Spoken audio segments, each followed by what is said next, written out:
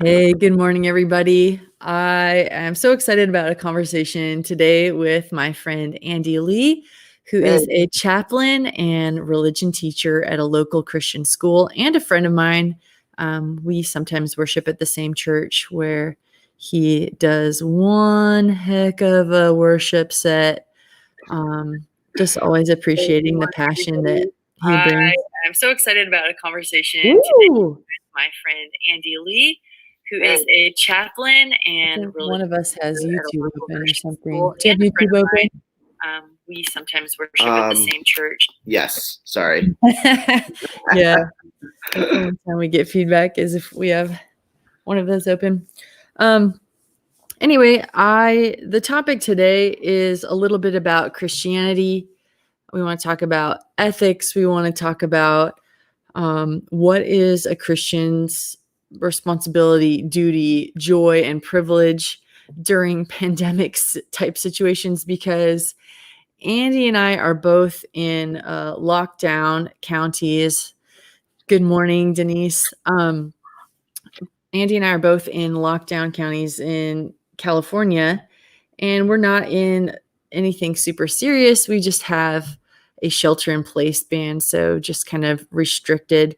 I'm going to pray with Andy, and then I want to get to know him for a few minutes, and then we'll head into our topic du jour. Let's pray.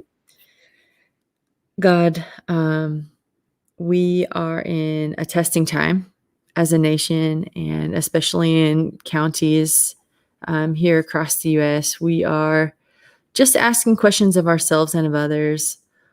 How should a Christian act during these times? And we want you to lead us and guide us in our conversation. We want to ask that you would enliven our community and discussion. God, that you would bring people with great perspective into our presence today, that we can share comments and just get this thing started for our own friends and students and community members. In Jesus' name we ask these things. Amen. Amen. All right. So if you're just joining us, I'm Amy with Ask a Christian. This is Andy Lee, who is religion teacher and chaplain at a local Christian school, and my friend. I want to get to know him for a couple minutes, and then we'll get into the topic today. Andy, what do you do in your free time? Because you do a lot of heavy work right now at the school, but let's start with free time. So, I mean, like right after I get off work, most days I go straight to my CrossFit gym, and I'm usually there for at least a good hour, just letting out any steam that I had throughout the day. It's something to keep me emotionally, mentally, physically healthy. I love to cook. I'll go home and usually, prep food, cook, and it's something I enjoy. I mean, the only aspect of it I don't enjoy is the time that it takes, but the process I love. Another thing I like to do is to play guitar. I'm a worship leader, as you mentioned, and I love leading worship. It's something that I love doing since I was a teenager, and like something that separates me from people who like worship music is that I never grew up thinking, oh, I want to be an amazing electric guitarist. Although that would be cool, like I want to be an amazing bassist. I actually grew up thinking to myself, I want to be an amazing worship leader.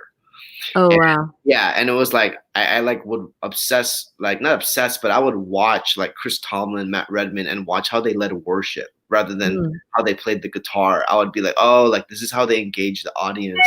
This is how they're allowing God to completely just, take over them right now, so that it's not about them or anything.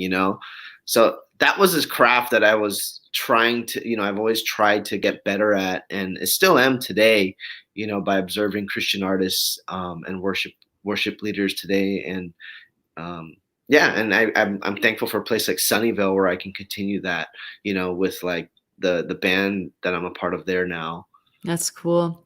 So I mentioned at the top that you are currently a religion teacher and chaplain at one of our denominational schools, but you guys have not been able to meet physically for the last week. How are classes online going? And feel free to shout out to any of your students who are. Yeah. impressing you this Yeah, week? I don't know if any of them joined. I just shared the link with all of them.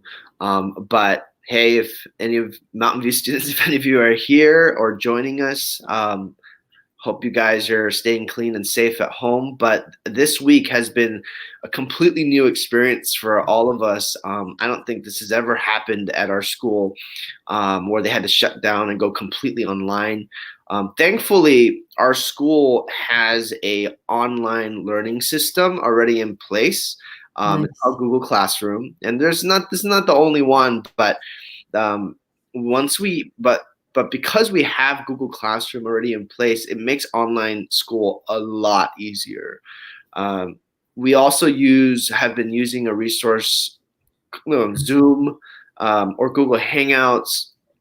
You know, if we want to have online class where everyone comes and we take attendance, Zoom has kind of lifted up their 40-minute limit ban for Mm, basic users because all schools are using it now, a lot of them, mhm, and they're just letting anyone use it for however long they want. And so a lot of people, companies are trying to help schools, go digital right now, go online. So I've met with all my classes this week already once, and to give them like further instruction of how we're going to go about the week. Different teachers are meeting with students either each day during their class, but we're pretty much going through the normal school schedule. But we're going through the school schedule, but they're just on their computers at home and waiting for their teacher to post the next thing or to mm, join a classroom on Zoom or Hangouts. mm. Well, I know you guys are dealing with the challenges there. I do see that you have a couple students online, so just Oh, wanted to awesome. say hello to Daniela. Yes. I'm so glad you're on today, Daniela. Vanilla. All right, well, let's get into this, Andy. Um, you've been teaching a class on ethics this Yeah, with the past seniors. semester, right? So Yeah. it's something that you and your students have been discussing, and so this is kind of like a natural segue for you. But um, one of the things that you know I've been talking to with my own church members is like, what are our highest priorities as Christians during something like this, and how can we stay? Like, how can we continue our mission when we're sequestered away? Um, so I want to go through with you, and I don't know if you're a history buff. Yeah. I'm Just a little bit, not personally, but Okay. I love to hear like church history, how it ties into geopolitical stuff. But our Christianity mhm. has a really nice track record of standing out during plagues, epidemics, and stuff throughout history. In fact, there are big things done for the world in second and third century Christianity, just early Christianity, that I'm wondering how we can apply those same things, and even if they apply Yeah. to today. So there are a couple of plagues. Number one, um, where Christians were called out. There's a quote from Bishop Dionysius in the 3rd century that said, "These Christians are caring for people during the sickness, um, without any regard to their own lives or their own health." Um, do you think that's the epitome of Christian ethics, or what? How does that strike you? I mean, I've been challenged with that thought because I don't know if you've heard of Francis Chan. Oh yeah, Yeah, he's the author of Crazy Love and a bunch of other really bestsellers, out there. But recently, a couple weeks ago, actually, in the midst of this whole pandemic, is he's preached his last sermon at a church in Sacramento called Bayside, right, in Granite Bay, and it's a huge church, right? And and they invited him to speak there, and basically he's going to China. He left to China, like 2 weeks ago, a couple weeks wow, ago. This is in the middle, and like just in the beginning stages of this virus being discovered and spread here. And he had this attitude of like, you know, we shouldn't live in fear, in our circumstances, which a lot of people are reacting in fear to this. And there is a level of stress and fear that's appropriate when bad things happen, so that we can best care for ourselves and for the people around us, right? Like, Mhm. we only know how to take care of others, as well as we can take care of ourselves, and so, one thing that was coming to my mind, something that I live by, is the best thing you can do for another person is to care for yourself, because when you're healthy, then you actually are somebody who can help someone else become healthy, you know Yeah, I was reading, so in the 1500s, the bubonic plague yeah. hits Germany, and Martin Luther writes a tract about this whole thing. Like, you can go and read it, but it is fiery, man. He is talking about how, like, he's quoting verse after verse about how, like, death isn't going to overcome us, and how the Christian should, go forward without any fear of this stuff. And I'm like, yeah, this is typical. And by the way, I love Martin Luther. Yeah. Any character flaws aside, like, the guy is amazing Yeah. and a great writer and orator and all these things. But I'm reading this stuff and I'm thinking, you have zero understanding of germ theory. And he lost his own daughter. Yeah. It cost him his own daughter, but he was caring for the sick and, going around and, whatever hygienic practices they were, you know, working on, then he was following. But um how can we balance that fearless attitude with with knowing what we know about hygiene, with knowing what we know about how germs actually spread? Like, how do we balance that knowledge with spiritual knowledge? Oh, yeah. I mean, because if you read Luther Singh, which, by the way, I put in the link here. Uh-huh. Um, so if anybody is curious to see the translation of Luther's pamphlet, it's in the description boxes, both on Facebook and YouTube. But, you know, quoting things like, go out and help your neighbor because the Lord has not put in us the spirit Right, of right, fear, right. but the spirit of power and love. Yeah. So how do those things coexist? Yeah. I think it goes back to that thing I was mentioning, how, you have to gauge what you're capable of doing, right? Like, if you're gonna live out your Christian values while being sick, and then in the process of doing a good deed for someone, you actually get them more sick, like, you're not doing anyone a service, right? You're doing a disservice, because the negative of that outweighs the positive in that situation. And I think, Absolutely. yeah, and I think Christians, like, they misunderstand that idea, is that, just because you do a good deed, it doesn't mean, like, it just doesn't always mean the world, right? Like, just doing the deed itself, like, uh there's the motive, right? There's a difference. The Bible points out the different motives of giving. There's the type of giving where you give without knowing what your right hand is doing from your left, and Hmm. then there's the giving that you're doing to get attention, right? Is to be able to share with people, or your social media, that you're doing something good, right? Um, you know, it's yeah, and I noticed, I'm seeing somebody mention, like, health workers and whatnot, right? Hmm. And health workers right now are extending themselves to the limit. You Hmm. know, uh, nurses are posting things like, please do not think that we don't care about you if we don't come back to to your room, and heat up your food, or give you give you like, Give you a toe massage. yeah, like if we don't come to do these things for you right when you need them, like we don't need to be cussed at, right? Because we're taking care of more critical patients right now. And you know, my brothers are in the medical and the dental field and family, and right now it's the biggest concern is how to protect themselves as they're dealing with patients who potentially have the virus. Right.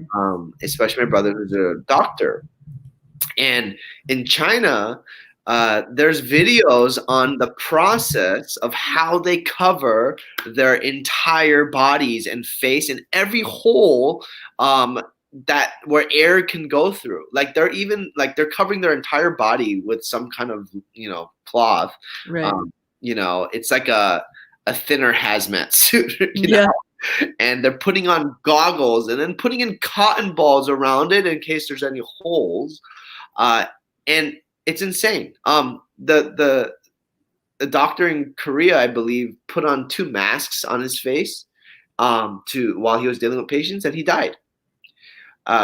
Insane. Like this is what America is doing right now, but I think we need to learn a little bit more of how China and Korea now is advancing some of their procedures to protect their Mhm. doctors and their country.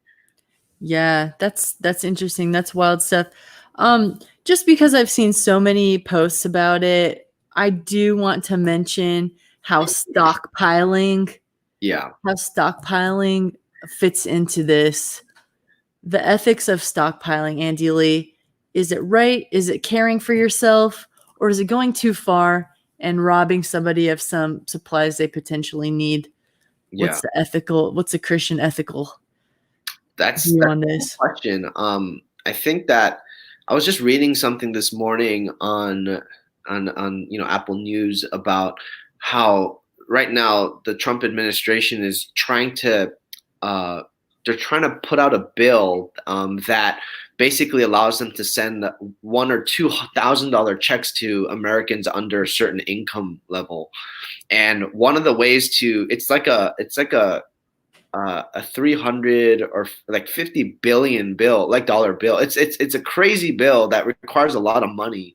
And one of the ways that they're talking about doing that is actually to put a halt to like the stock market, kind of like not let and kind of taking some of those reserves of money from there somehow, which I don't fully understand, but it sounds like a lot of people who are in the stock market would be upset because it's their money, right?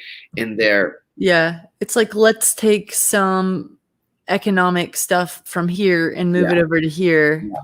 for the greater Yeah, good, right? yeah, And so, it's I think there's a huge economic balance in our country, and the way to balance that out is to do things like this, right? And and when it starts happening, we're in a situation where we have to do that, or else people with these numbers of deaths, of people not having enough money to survive on basic needs. I mean, every person should have that right, and like these people did nothing to lose their jobs, right, in the service industry. And right. yeah, like businesses are just being shut down because of these shelter in home Mhm. demands by our state, essentially almost the whole state. Excuse me, almost the whole state of California. I mean, the major areas are have these shelter in a home things and set. Yeah, I was talking with my boyfriend about this Yeah, and just about yeah, the responsibility, especially as leaders, the responsibility to keep yourself safe, to keep others safe. Um, but then the constitutionality of that, right? How this ban um, is it's really treading on the things that Americans hold dear, right? Like when somebody yeah, tells you when and how to do something. But we tend towards more freedom, right? We don't have a hard ban yet. We don't have like enforcement of this. Right now, it's just really a firm request and order, but without much legal follow up. But nonetheless, there's going to be businesses that their cash flow means they won't be here. They won't be here in a week for sure. Yeah, that's an Um, insane thought. right. And Yeah. so, and again, like back to ethics, what is our Christian duty and our privilege? How do we serve that community right now and when this is over, So assuming it's over? so this conversation is leading me to a post that I just reposted on Instagram the other day, and it says, now can I read this? Yeah, read it. It says, in the last week, air pollution has cleared up. The homeless have been housed. Evictions have been banned. The stock market is no longer an indicator of public wellness. Water Mm, shutoffs have been suspended. Political prisoners have been freed and jails have been emptied. The debt system has been halted. The universal basic income has been proposed by conservatives. People give AF about our leaders, our vulnerable and our frontline workers. Uh, Mutual aid networks are in full swing. People are taking responsibilities to keep our communities safe and healthy. We are all slowing down, paying attention to our bodies, and finding intentional ways to connect with our loved ones. It's like Mother Nature is trying to tell us something, right? And wow. that last sentence could be like, it's like God is trying to tell us something, right? Right. And like it's giving us time to also connect not just with ourselves, but with the Lord Himself to make sure we're like, we're in a busy society where we forget to spend that time with God, right? Mm, Um and yeah, even though we're having school online and stuff, it's still, and it may seem like teachers have a lot of time on their hands because we're not in the classroom, but I'm finding myself really busy still this week, with a lot of stuff, and we're still working, we're still getting paid, so we have to. But we have spring break next week, so I'm looking forward to that. But I'll be stuck at home. yeah. Sorry about that. It'll Yeah, be a break from something. I know. Um, I want to bring up a couple of Bible verses. Well, I mean, I'm just going to categorically bring them up, but there are tons of Bible verses that talk about submitting to authority and submitting to local governors and local authority, particularly. Um, and with this ban in place, you know, I find it important that we do the social distancing, that we do all those things because we know how hygiene works and we know how germs spread. Um, but do you think that there is a time and place for not doing that when it comes to serving your community um, or getting together to worship, or is that something that you think Christians need to be That's a upholding more than everybody else, yeah, or really making, good question. yeah, I think like I'm kind of formulating what I think about that as I'm seeing different churches respond to that question. okay, So like, this past weekend, one of my friends, Joe from Loma Linda, he was, I think he's like he's like one of the chaplains at Loma Linda Academy, but he was at home and he literally started opening some different church streams, right? And every church was streaming, almost every church, right? A lot of churches, but he ended up opening about 50 live streams and seeing how every church was trying to close the gap between the pulpit or the stage and your living room, right? hmm, And your room, and for you to feel like you're having church at home. right, And I think what's key in this situation is, social distancing is a part of is kind of a part of the bigger picture solution, right? Like we're trying to contribute to our, not just our community, but our world at this point, right? Because we're limiting, you know, um, the spread of this disease, and so I think like people need a way to look to church leaders to find a pathway or an avenue where they can find peace, right? Mhm. It's like, how do I go to God in these times because I'm just panicking, right? And so it's important for church leaders, right? Like right now, like if we were to stick within the boundaries of the restrictions, like there's like don't get together with more than 10 people, right? And so like church, there's usually not more than 10 leaders, in one of our Adventist churches. I mean, bigger churches, yes, you know, but but if you were to take those leaders at a church and then really you know, try to close that gap where people at home still have access to having that communication and kind of face to face while not in person, and can get that counsel, can get that encouragement, can get that interaction where people can ask questions or interact somehow, and Right. and find kind of these spiritual solutions to some of their questions. Then technology in that sense is something to be extremely grateful for. Yeah. You know, I'm with you. That's what I was gonna kick out to people watching now or later is how have you been able to connect even with social distancing? yeah, If you're in this yeah. area, has your church or small group or however you're involved with community, have you stepped it up? Have you done it online? Or are you feeling like there's a lack and people weren't ready for this? Um, thank you for that, Andy Lee. I I just feel like for myself, here's a question that I'm asking me, and I want to kick it to you Okay. too. Um, there's a time to there's a time to get out. I don't, I don't think for me, leaving my post is what I want to do today, Yeah, but tomorrow might be right. Like if there are increased restrictions, yeah, um, my heart is like, hey, my family's in Arkansas yeah, and there's just not that many people there comparatively.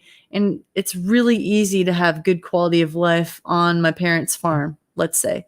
So my question for me, for other people who may be considering like getting out of town, getting out before a hard ban comes, um, is that shirking my Christian duty, Christian responsibility? well, it's I guess like I guess we have to give an example. Like, are you saying if you went to Arkansas? Yeah, I'm just using myself as an example Yeah, because I know what I could do, but there yeah, are other yeah. people who could, go elsewhere, whether this in the middle of the state, somewhere or I think that's a got question of family. like, if you know there are some laws, like some things that are in place in our society that don't go against our Christian values, right? And then there are things that are in place in our society that either go along with our Christian values, or at least if we look at history, there's some that have gone completely against our biblical Christian values, right? Sure. It's when something is mandated. This is my opinion. It's when something is mandated that is kind of limiting us from practicing something that is essential to our Christian walk. Like for instance, when I'll use a biblical example. Daniel, our juniors have been learning about Daniel this whole like first, Mm, second quarter, and we were talking about Daniel and how he prayed every day, openly, right? That was his habit, right? He right, he wasn't going to change that just because they made some law against praying out in open in the open, right? Like, and they made that just to like spite him, just right, to get him in jail. And like if there was ever a time where we were restricted from worshiping the God that we serve, right? Like that's something that we cannot do, right? right, We can't just stop that. Like right, there's a difference between saying, hey, like we need to create social distancing, so limit your services to like a certain number of people or go online. That's still allowing us to worship, Absolutely. right? If there was Especially like now. We have so many options. we have so many options right now, and so I feel like it's not really limiting our us living our Christian values in the context that we're in. Um, I think I think social distancing in a lot of ways goes with our Christian values of Mm, caring for our neighbor. Um, and so how does that is it's we have to make that connection ourselves. Like how we've never been in this situation, so how is social distancing uh loving and caring for your neighbor? you know if you can create social distance and be healthy yourself, find ways now that you're not infected to help someone in need. Now, who's in need? Anyone over the age of 65 is more at risk than anyone under the age of 65. Therefore, the ban that is on us, who are millennials or anyone under that age, we have a less strict ban on us to go out.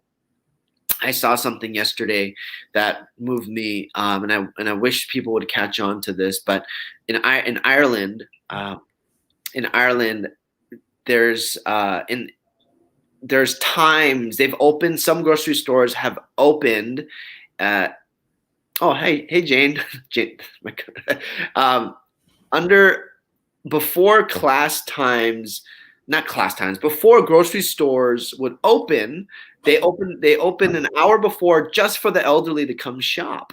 I was just watching that, and that's like we need to find the people who are most vulnerable to this, and we need to make sure we're not losing those people by the masses, right? And we need to make sure they're cared for. They like everyone is panic buying right now, and yeah, so we need to look out. We need to see how we can care for ourselves and then look out for people who are most in need. yeah, I love that. I think it is negligent to not obey quarantine, to not obey these authorities as far as we can, right? If it ever infringes on your ability to connect with God or to serve as God, that's where I think it's in Acts, be subject to God, not to man. Yeah. Peter says.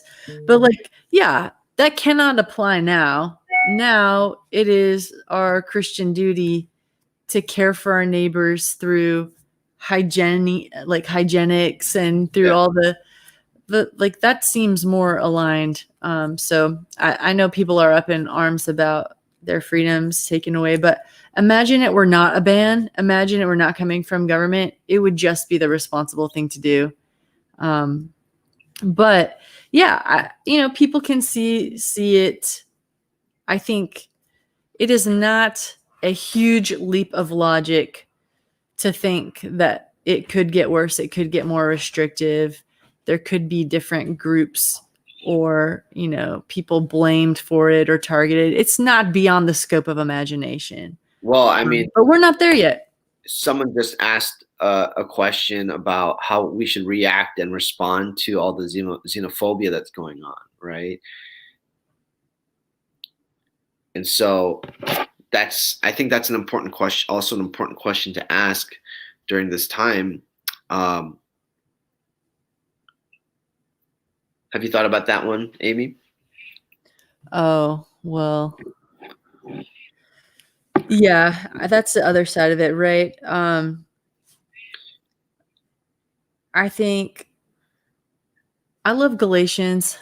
There's a quote in Galatians where it's sort of an admonition to just serve each other in love. What does that mean, right? We have to figure out exactly if we ask ourselves, what is the most loving thing I can do for any population, whether it's the people who are overly bold or the people who are overly fearful? Like, if we stay steady and we, like you say, observe the things that align with our faith, Yeah. then I think, like, what Denise said. Denise is just like, if you are connected to the God of the Bible and you are living well, then you're going to know what falls on either side of that fear ditch. Yeah. Um, As far as xenophobia, personally, like I think you just need to, yeah, just love those people, right? And don't fall victim to it yourself. If there's one or two or three people in your family or in your direct circle that you already have regular contact with, I Yeah. mean, that seems like fairly responsible. Um, and if, yeah, I don't know. I probably err a little bit on the side of not scared enough. And so I watch myself and I'm up in my practices, but Yeah, I mean, I think the whole thing with when this was first happening and the most cases were being shown in Asia, right, in China, then Korea, a lot of people were assuming that if you were from one of these cultures that you were born with this disease, or yeah, they were treating you like like people would just be scared to be around it's like disease racism. yeah, it kind of was like Yeah. that, and it became something. Yeah, it became something so. Yeah, it's so crazy, right? Like where, you'd be in the supermarket, and before there was any social distancing, you'd be like scared if you saw like, if someone saw an Asian person near them with a mask or something, right? Yeah. And so there's this association, and that has so many deep rooted issues that we can go into and talk for another half hour, because xenophobia, racism, and the connection between those two is a whole nother topic. But I think the one thing, if I were to say, to answer Jane's question, right, is in how Christians should react and respond to all the xenophobia that's happening in our world today, is is to not like, is to recognize where that type of reaction comes from. you know you mentioned, it's this fear. It's fear. We react that way in afraid of something that is potentially in someone. So we need to recognize that there's a difference between a person and the thing that they may or may not be infected by. Like, Yeah, that has huge applications across. Yeah, like you said, that could be a whole nother 30 minutes. yeah, and so anyway, but I think it's an important question to think about right now, and to try to like, again, like the whole thing is we have to defend people who are being marginalized, uh, and in spite of what race or culture they're from. Like, if anyone's being marginalized, as Christians, we need to, if we're ever in a position like that and we have privilege, like we should leverage that privilege to help someone, and to defend people. I think that's what we're called to do as Christians. It's when we watch, and if we watch, like a lot of Christians will just watch, um, you know, and I think like something that we have to be aware of is when we just sit by and do nothing, when people are um, being being marginalized for something that they're not in control of, or something that doesn't exist, right? Like someone who's being like attacked for nothing, right? Other than Mhm. for wearing a mask or being Mhm. Asian, Yeah, that's just or what wild to me. That's it, wild to me. it's wild. And the challenge here, Amy, and this is a challenge to myself and to you, as Christians, is to not just sit by, because it's not that different from being the one who's actually like doing it's not that far. It's not the same, but it's not that far from being the one, Mhm. who's acting all scared around people, because like we're also scared in that situation where we're do nothing, and we'll just Yeah. sit around, let it pass. That's just gonna be my passive Christian self. Right. I want to circle back around before we close here. I want to circle back around to um, that pamphlet I was telling you about that Martin Yeah. Luther wrote. That's Uh, linked for anybody who wants to read it. It's just interesting read. One of the big questions or one of the big statements he makes is that especially leaders in times of duress should not leave their posts. Doctors, politicians, pastors, Uh-huh. anyone who is directly involved on the front lines of spiritual or physical welfare at this time. Christians, stand firm. Do not leave your post. Yeah. Now, look, there's nuance to that as well, especially in the digital age. Can you pastor a church digitally? Absolutely, you can. And as you were saying, we've actually increased looking after people that we should be looking after anyway. We've increased our phone calls to the elderly. We're doing all these things. That's awesome. But even further than that is, who claims to be a Christian who is not a leader? Who claims to be a Christian who is not called to stand firm in their post? I think that's the bigger question. So I'm talking to myself and to everybody who's watching. Where is it that you can serve today? Where is it that you can take personal responsibility as a leader in your home, if your circle of influence is small, in your apartment building, in your neighborhood, at your school? Like, where can you take personal responsibility to reach out and look after somebody, and paint a better picture of God's character? We should be the most loving, the Yeah. most daring within hygienic limits. Like, we should be the most. In fact, this is how Christianity spread in the early, second and third century, is Right. because of the brave, daring, and loving acts that Generosity. Christians were, committing. So anyway, any final thoughts from you before we wrap up today, Andy? I'm so grateful for your time that you just want to chat it up with me. Oh man, I love this. Love that we can include different people in this conversation. Yeah. I do want to say one thought that crossed my mind before we started this conversation is, no matter where you are, whether you're at, if you're stuck at home, and you have to find things to do, and you find yourself, fighting the constant urge to go out and to not do social distancing for whatever reason, um, Mhm. because Just taking fresh we're air. yeah, well, yeah, we're communal beings. We need to be around people, and hopefully, we are able to be around a few people like that care for us and Right. during this time. But I think that, more than ever, we need to embrace the season that we're in right now.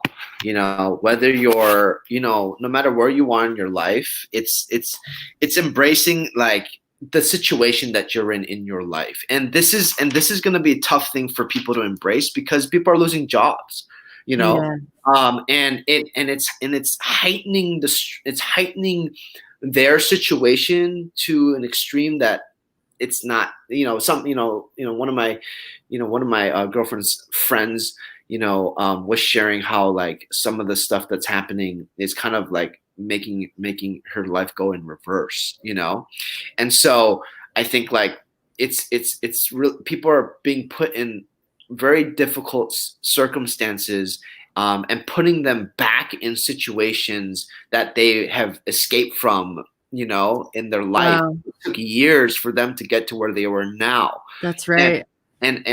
that kind of hit me in a way to make me feel like, man, like people are just feeling so like helpless, and are feeling so bogged down, like to where their biggest problem isn't the virus now. Of course. I It's think not. that's like this much of the Yeah, problem. that's like Yeah. this much of their problem. Like their problem is like, how do I get back to where I was in life? Like Right. 2 weeks have just taken me back 2 years. You Right. know? I'm thinking of all the people who, they had that dream of opening a restaurant. Oh my word, I absolutely. love watching that kind of TV show. Or So, they just started opening a restaurant and had to right. close it within a week, right?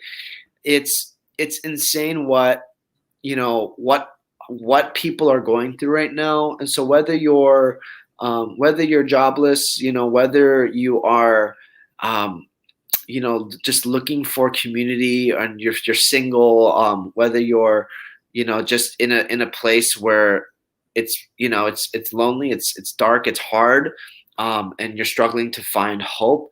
you know I hope that before we jump to finding like that the place where we were just before this, is to find contentment. Like that's something that I feel very strong about, is find contentment amidst it all. And however you do that is going to be different from how Amy or myself does that. Like I find contentment through pretty much looking at, I was explaining this to my girlfriend the other day, is sharing how I'm dealing with everything right now, is I pretty much say, I'm the kind of person that likes to go out and at least once a day, to go out, to be around people. I'm an extrovert. But like right now it's being challenged, and I'm like, okay, well, one way I'm dealing with this is I'm looking at my options, including the whole social distancing and not going out. I'm looking at all my options of where I can go out, whether it's the backyard to work out, whether it's the kitchen to go cook, whether it's the living room, the Right. room. I'm looking at all my options and I'm saying, like, that's my life right now. Yes. And like, I need to use these spaces to do whatever I need. And if I don't have something I need, is that something I can go out and do right now? And so we can go out for basic needs right now, essential Right. grocery stores, hospitals, right? Pharmacies, whatnot. So it's like, I'm looking at that and I'm being like, Hardware stores. Don't you dare forget. hardware Don't you dare stores. forget Home Depot. Yeah, if there's someone that Yeah. need help, like volunteer places are still running. Like one of my old students was just sharing on her story how, like, most of the, we had to cancel community service at our school this week because of this. And she was sharing how, like, she just came back from Tennessee, and how like most of the volunteers at these like food banks or these places that gives away groceries, they are volunteers are always over the age of 60 or 65, right? A lot of them are elderly people, but they can't even leave their house. So, if you're young and healthy, go volunteer somewhere, and and help somebody in need, right? Like, Yeah. you're not, so And, yeah. and people who are not under a ban, like, get out in front of it. Stock your neighbors up if you know it's headed your way. There's plenty to Yeah. do, and get out of your own head and do something helpful. Yeah. Try to But find Andy, ways. we're past the 45-minute mark. It's been such a joy. Maybe we'll have to do part 2 next week and check Fun. in or something. But I want to thank you for your time, and everybody who's joined into the conversation. Thank you so much for stopping by. We're just a tiny channel, but we want to make good on our influence and what we're called to do in our own community. And that's why Andy and I are on here today. But please be as loving as you can, as daring as you can be, while being healthy and protecting others. This is a time when Christianity can shine. And so leave that toilet paper for your neighbor, leave that bean there for your neighbor, and love each other in really practical ways. Oh my word. We are wishing you guys joy and peace for your journey, and we'll see you on here another time. Thank you so much. Thanks, Amy. Appreciate you. All right. Bye, everybody. Bye.